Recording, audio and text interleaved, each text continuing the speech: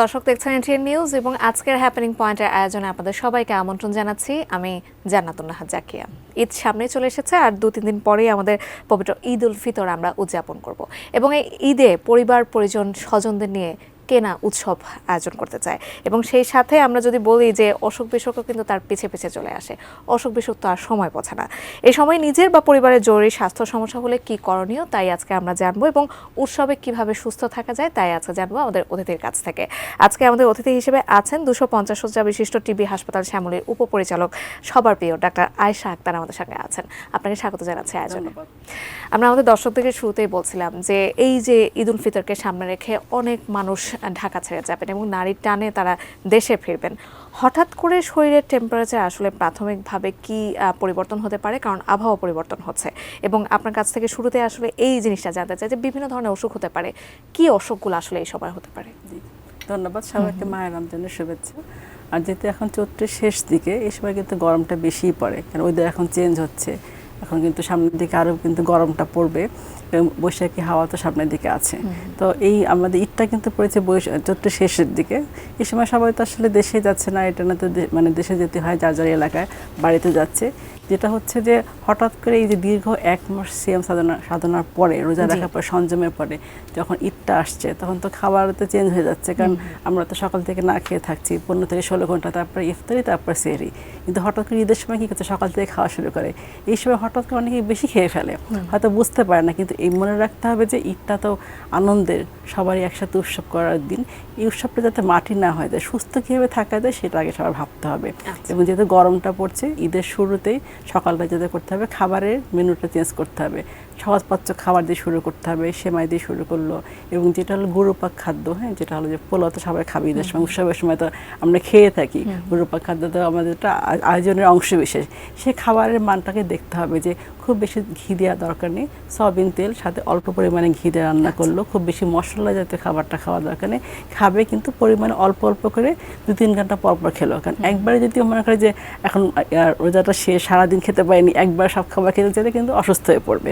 আর যেহেতু গরমটাও পড়েছে, তো সব কিছু মিলে যদি আমি খাবারটা চেঞ্জ করে দিই, খাওয়ার যদি মানটা ভালো রাখি, পুষ্টিসম্মত স্বাস্থ্যসম্মত খাবার, বেশি পরিমাণে পানিটা, তাহলে কিন্তু সুস্থ থাকা যায়। আর যারা বাইরে বের হচ্ছে ঈদের সময় তো সবাই সবার বাসায় ঘুরতে যাবে, বেড়াতে যাবে, আত্মীয়স্বজনদের বাসা, কিন্তু সেটা একটু বুঝে শুনে অল্প পরিমাণে, যেরকম যদি বলি বাইরে যখন বের হচ্ছে তখন এই রোদের মধ্যে ছাতাটা ব্যবহার করলো, সানগ্লাসটা ব্যবহার করলো, হ্যাঁ, যারা গ্রামে যাচ্ছে বা যারা শহরে থাকছে। কারণ গরম তো সব জায়গায় পড়ছে, হ্যাঁ, পুরো বাংলাদেশ জুড়ে গরমটা তো এখন ইদানিং গরমটা টের পাওয়া যাচ্ছে, তখন তো আরও বেশি টের পাওয়া যাবে।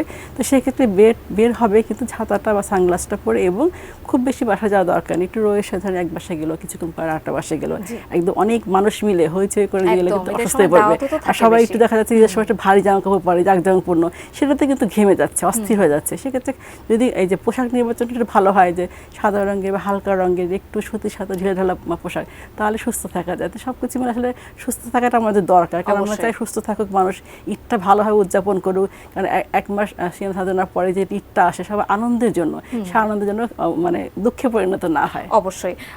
এই যে মৌসুমে পক্সের দেখা যাচ্ছে, যেহেতু সামনে বসন্তকাল আপনি বলছিলেন, সেক্ষেত্রে হঠাৎ করে কারো গায়ে যদি এটা দেখা যায় পক্স, সেক্ষেত্রে কি করা হবে? এবং অনেকটা ছোঁয়াচের মতো এই অসুখটা, সেক্ষেত্রে কি করণীয়? এখন তো গরমের সময়, এই সময়টা কিন্তু চিকেন পক্সটা বেশি দেখা যায়, এবং ছোট বড় সবারই হয়। জীবনে তো একবার সবারই দেখা যাচ্ছে পক্স হচ্ছে, একবার হলে সেকেন্ড টাইম হওয়ার চান্সটা খুবই কম, লাইফ ইমিউনিটি ডেভেলপ করে। সেক্ষেত্রে যার কখনো হয়নি, তার কারো যদি পক্স শুনে, সেখান থেকে একটু দূরে থাকাই ভালো, আইসোলেশনে তাকে রাখতে হবে। এবং গরমের সময় আরও বেশি অস্থির লাগে, যেহেতু শরীরে গোটা হচ্ছে, মানে বিভিন্ন ধরনের চুলকানি শুরু হয়ে যায়, তখন সেক্ষেত্রে কী করবে, সে অবশ্যই আলাদা করে বাসার মধ্যে মশারির মধ্যে থাকবে, এবং তাকে ডাক্তারের পরামর্শ নিতে। যদি তার খুব বেশি চুলকায়, তাহলে সেখানে আমরা অ্যান্টি অ্যালার্জিক ওষুধ দিয়ে থাকি, অ্যালার্জি জাতীয় ওষুধ দিয়ে থাকি। যার ইনফেকশন হয় সেখানে আমরা অ্যান্টিবায়োটিক দিয়ে থাকি। সেক্ষেত্রে তাকে খেয়াল রাখতে হবে যে তার কাছ থেকে যারা সুস্থ তারা একটু আলাদা থাকবে, এবং তাকে পরিমাণ মতো পানি খাওয়া, অন্যান্য খাবারগুলো তলাতে খাওয়া, সেটা খাবে, কিন্তু তাকে একটু দূরে থাকতে হবে আলাদা করে সবার কাছ থেকে, যাতে সুস্থ না পর্যন্ত যাতে সে বাইরে বের না হয়, এটা খেয়াল রাখা দরকার। আচ্ছা, বুকে ব্যথায় অনেকে ভুগে থাকেন, এটা আমরা সচরাচর প্রায় দেখতে পাই। আমরা দুদিন হলো আমরা আমাদের ক্রিকেটার তামিম ইকবালের অবস্থাও আমরা দেখতে পেয়েছি। এবং হঠাৎ করে ঈদের এই সময়টা যদি অনেকে মাংস বেশি খান, গোশত বেশি পছন্দ করেন, সেক্ষেত্রে দেখা যায় যে হঠাৎ করে একটা অসুস্থ হয়ে যেতে পারে। আমরা বুকে ব্যথার কথা যদি বলি, যে পেপটিক আলসার ডিজিজ বা অ্যাসিডিটি, হার্ট অ্যাটাক, বুকের মাংসপেশির প্রদাহ, নিউমোনিয়া, প্রতিটিরই নির্দিষ্ট ধরন থাকে, কিন্তু হঠাৎ খাওয়া দাওয়ার এসব সমস্যা হতে পারে। এক্ষেত্রে কি করণীয়? তো ধন্যবাদ। আসলে অনেকে কিন্তু এই যে যদি বলি হার্ট অ্যাটাকের সমস্যাটা অনেকে বুঝে না, কারণ পেইনটা হয় বুকের মাঝখানে। অনেকে অ্যাসিডিটি ভেবে কিন্তু দেখা যাচ্ছে দেরি করে, এটা কিন্তু একটা সেকেন্ডে অনেক ইম্পর্টেন্ট, তাতে কিন্তু মানুষের মৃত্যু ঝুঁকিটা অনেক বেশি থেকে যায় যদি একটু দেরি করে। সেক্ষেত্রে তাকে বুঝতে হবে যে তার আগে থেকে অ্যাসিডিটি ছিল কিনা, বা বুকে ব্যথা করলে তাৎক্ষণিক চিকিৎসকের পরামর্শ নেওয়া, মানে একটু দেরি না করা। এই জন্য বলেন যে খাদ্যাভ্যাসও চেঞ্জ করা দরকার। অনেকে এমন আছে যেমন ফাস্টফুড খেতে এতই অভ্যস্ত, ছোট বড় থেকে শুরু করে সবাই, যার জন্য কিন্তু আমাদের ঝুঁকিটা কিন্তু অনেক বেশি যায়, হৃদরোগের ঝুঁকিটা কিন্তু তখনই বেশি বাড়ে। সাথে যারা ওষুধটা খাচ্ছে, হাইপারটেনশন ওষুধটা খাচ্ছে, অথবা যাদের ডায়াবেটিস, এগুলো চেক করা দরকার, প্রতি বছর চেক করা দরকার তার কি আদৌ কোনো সমস্যা আছে কিনা, এটাকে আর মনিটর করতে হবে। আর খাবারের দিক থেকে অবশ্যই খেয়াল রাখা দরকার, খুব বেশি পরিমাণে গরুর মাংস, খাসির মাংস খাওয়া একদমই ঠিক না, পরিমাণটা কমে দিতে হবে। তেল চর্বি জাতীয় খাবারটা একদমই কম।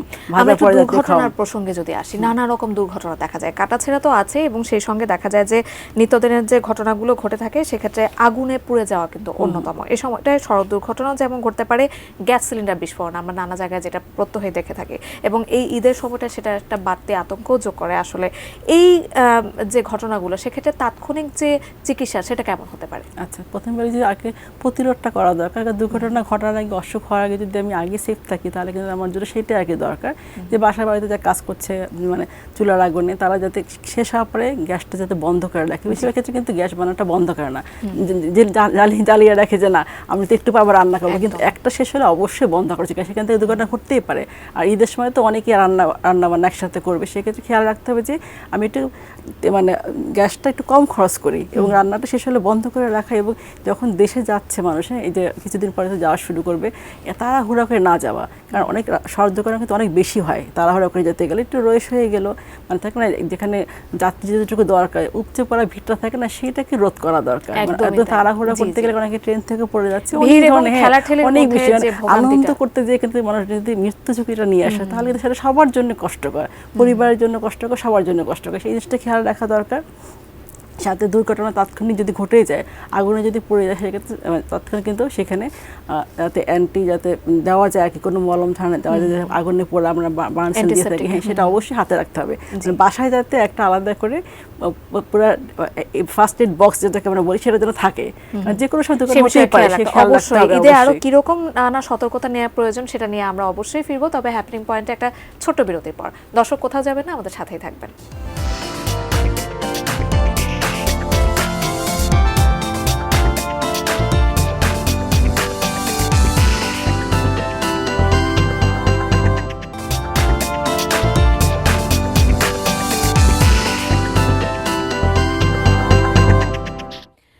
বিরতির পর আরও একবার আমন্ত্রণ জানাচ্ছি আমাদের আজকে হ্যাপেনিং পয়েন্টের আয়োজন, এবং আজকে আমরা উৎসবের সুস্থ থাকা নিয়ে কথা বলছিলাম আমাদের আজকের অতিথি ডাক্তার আয়েশা আক্তারের সাথে। আমরা কিছুক্ষণ আগে অনেকগুলো বিষয় নিয়ে আসলে কথা বলছি। এই প্রসঙ্গে যদি বলি যে ডায়রিয়ার কথা, কারণ দেখা যায় যে ডিহাইড্রেশন বা ডায়রিয়া, সেক্ষেত্রে বাচ্চাদের হলে প্রাথমিকভাবে কি করা প্রয়োজন এই সময়টায়? আচ্ছা, এই গরমে দেখা যাচ্ছে যে এটা আসলে প্রবণতা বেশি থাকে, মার্চ এপ্রিলের দিকে আরও বেশি সংখ্যাটা বেড়ে যায়, কারণ গরমের সময় রোটা ভাইরাসের প্রাদুর্ভাবটা বেশি থাকে। এক্ষেত্রে অবশ্যই খেয়াল রাখতে হবে যে বাচ্চা বয়স্ক সময় তো বলতে পারে না, বাচ্চারা তো বলতে পারে না, তো আর কি সেটা অভিভাবক যারা আছেন খেয়াল করবেন, সে অক্সিজেন খাওয়াতে হবে বাচ্চাকে অবশ্যই। সাথে দীর্ঘায়িত হলে অবশ্যই চিকিৎসকের পরামর্শ নিবে, কিন্তু শুরুতে খেলতে হবে যে এই যে যদি বলি জার্নির সময়, দীর্ঘ সময় যে জার্নিটা এখন করছি ঈদের সময়, যে মানে রোজার শেষের দিকে ঈদের সময় যখন যাবে আর কি দেশে, তখন জার্নিটা কিন্তু অনেক লম্বা সময়। এই সময় যাতে বাইরের খাবারটা একদমই না খায়, পথ থেকে একটা লঞ্চে যাচ্ছে বা বাসে যেখানে যেভাবে যাক না কেন, পথে যে পানীয় জাতীয় খাবারটা, সেটা তো আসলে না খাওয়াটা সবচেয়ে বেটার। হ্যাঁ, সেখানে দেখা যাচ্ছে যে ওইখান থেকে ফুড পয়জনিং হতে পারে, ডায়রিয়া হতে পারে, সেক্ষেত্রে ওই খাবারটা বাসা থেকে তৈরি করে নেওয়া যা ভালো। আর যদি সম্ভব না হয়, তাহলে যে খাবারটা খাবে দেখে শুনে খেতে হবে, সেটা ইনট্যাক্ট কিনা, সেটা কি মানে একদম মানে ঢাকনা জাতীয় খাবার কিনা, খোলা বাসি খাবারটা, পানি জাতীয় খাবারটা একদমই বাইরেরটা না খাওয়া সবচেয়ে ভালো। আমরা দেখি যে এই যে মানুষজন একটু স্বস্তির জন্য আসলে ঢাকার বাইরে যাচ্ছে, সেক্ষেত্রে সেক্ষেত্রে দেখা যায় গ্রামের বাড়িতে পুকুর, ডোবা, খাল বিভিন্ন সময় জলাশয় থাকে, সেক্ষেত্রে বাচ্চারা হঠাৎ করে না বুঝেই দেখা যায় অসাবধানতাবশত নেমে যায় পুকুরের মধ্যে। এই যে ডুবে যায় ছোট ছোট বাচ্চার আমরা মৃত্যুর খবর প্রায় সময় আমাদের দর্শকদেরকে দেই, সেক্ষেত্রে এই যে পানি থেকে ওঠানোর পর একদম প্রথম যে চিকিৎসাটা সেটা কি দেওয়া প্রয়োজন? আচ্ছা, প্রথমে বলি যে এই যে হলো যে এখন সামনে তো বর্ষার সময় আসতেছে, পানিতে ডুবে মৃত্যুর সংখ্যা কিন্তু অনেক বেশি বেড়ে যায় বাচ্চাদের ক্ষেত্রে। যখন যাচ্ছে খেয়াল রাখবে সেই বাচ্চাটা যাতে পুকুরের কাছাকাছি না যায়। একজন বয়স্ক কাউকে তাকে গাইড করতে হবে, আর সাথে সাথে পানিতে উঠিয়ে তাকে পেটে চাপ দিয়ে পানিটা বের করতে হবে, তারপরে ডাক্তারের কাছে নিয়ে যেতে হবে। হ্যাঁ, সাথে সাথে কিন্তু তৎক্ষণিক চিকিৎসা হলে পেটে চাপ দিয়ে পানিটা বের করে দেওয়া। সেটা যদি সে নাই পারে, চিকিৎসক তো আপনারা জানেন যে পুরো সারা বাংলাদেশে যতগুলো জেলা উপজেলা পর্যায়ে আছে বা সরকারি সব কিন্তু খোলা আছে, ইনডোর সার্ভিসটা খোলা আছে, এটা ইনডোরে কিন্তু চিকিৎসা হয়, যাতে কেউ তাৎক্ষণিক চিকিৎসা সেবা থেকে বঞ্চিত না হয় সেই জন্য আমাদের কিন্তু সব খোলা আছে স্বাস্থ্য মন্ত্রণালয়, স্বাস্থ্য দপ্তরের নির্দেশে, যাতে কারো কোনো সমস্যা যাতে না হয়। সেই ক্ষেত্রে যার যার এলাকায়, নিকটস্থ এলাকায় উপজেলা জেলা হাসপাতাল আছে, অবশ্যই চিকিৎসকের পরামর্শ নেবে। আর সাথে তো ফোন তো খোলাই আছে, হটলাইন সেবাগুলো আছে, ফোন করবে। কোনো কিছু যদি না বুঝতে পারে ওইখানে ফেলে রাখবে না, কাউকে ফেলে রাখলে সেই মৃত্যু ঝুঁকিটা অনেক বেশি। অবহেলা করা যাবে না, কারো যদি বুকে ব্যথা করে, ডায়রিয়া হয়, সেক্ষেত্রে অবহেলা করার কোনো প্রয়োজন নেই, চিকিৎসক আমরা পাশেই আছি। আচ্ছা, আমরা আবারও একটু যাত্রাপথের ভোগান্তিতে আসি। আমরা দেখা যায় যে যাত্রাপথে নানা রকম ভোগান্তির পাশাপাশি কিন্তু আসলে বাচ্চারা আমাদের সাথে থাকে, বয়স্করা আমাদের সাথে থাকে, এবং গর্ভবতী নারীরা এই সময় বাড়িতে ফেরেন। সেক্ষেত্রে তাদের যাত্রাপথের সতর্কতাটা আসলে কেমন হওয়া প্রয়োজন? অবশ্যই বেশি প্রয়োজন, কারণ আগেও বললাম যে যাত্রাপথে যে খাবারটা, এই যে পানি জাতীয় খাবারটা, সেটা দেখা যাচ্ছে বেশিরভাগই হলো যে বিশুদ্ধ খাওয়া পানিটা থাকে না। যে জুসটা খাচ্ছে সেটা কিন্তু বিশুদ্ধ পানি না, ওইটা খেলে গর্ভবতী মা যদি ডায়রিয়া শুরু হয় তখন কিন্তু বাচ্চাটার ক্ষতি হবে। আর যে শিশুটা খাচ্ছে তারও কিন্তু ডায়রিয়া হতে পারে, বমি হতে পারে, কিন্তু যাত্রাপথে কিন্তু বমিটা খুব বেশি হয়। সেক্ষেত্রে অবশ্যই তাকে বলেন যে ফার্স্ট এড বক্স হিসেবে বমি যাতে না হয় সেই ওষুধটা খাওয়া, অথবা অ্যান্টিসেপ্টিক লোশনটা, এগুলো একটা বক্স করে নিয়ে যাওয়া, যাতে যাত্রাপথে তার সমস্যা না হয়। এবং পানিটা বিশুদ্ধ পানিটা খেলে সমস্যা হয় না।